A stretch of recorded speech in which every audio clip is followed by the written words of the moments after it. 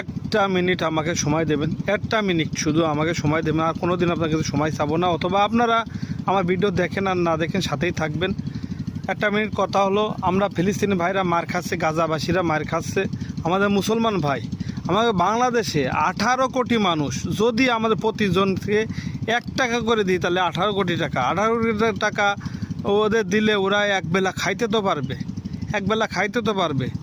আমার কথা হলো যে আমরা যদি সাহায্য না করতে পারি, আল্লাহর কাছে দোয়া তো করতে পারি, এবং সাহায্য আমরা ফেসবুকের মাধ্যমে পোস্ট করতে পারি, আমরা যে যে যেরকম পারি সেই রকম করে সাহায্য করতে পারি।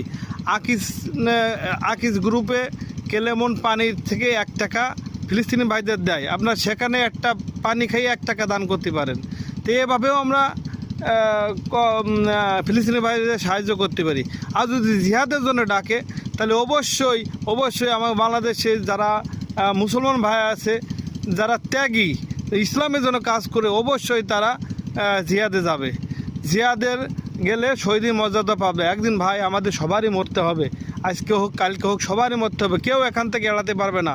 সংসার জীবন আছে, আজকে যন্ত্রণা কালকে সুখ, সুখ নাই সবসময় যন্ত্রণাই, মরা লাগবেই।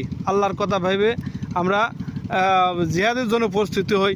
সামনে বিশ্ব মুসলিমের বিশাল অবস্থা খারাপ, মুসলমানদের বিশাল অবস্থা খারাপ।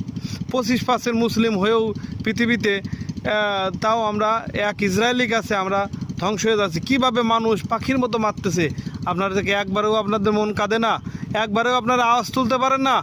অবশ্যই আওয়াজ তুলতে পারেন, যদি বেশি বেশি শেয়ার করেন অবশ্যই এই কথাগুলো সবার কাছে পৌঁছে যাবে। আপনারা প্লিজ প্লিজ আপনারা সবাই এই আওয়াজ তুলুন, ফিলিস্তিনি ভাইদের বিরুদ্ধে, ফিলিস্তিনি ভাইদের পক্ষে আওয়াজ তুলুন, ইসরায়েলি বিপক্ষে আওয়াজ তুলুন। না হলে আমাদের অবস্থা অবশ্যই খারাপ, মুসলিম ভাইদের অবস্থা অবশ্যই খারাপ। আপনারা আমার কী শখ বলে আমাকে এড়িয়ে যাবেন না, এটা শেয়ার ফলো দিবেন এবং সাবস্ক্রাইব করে রাখবেন।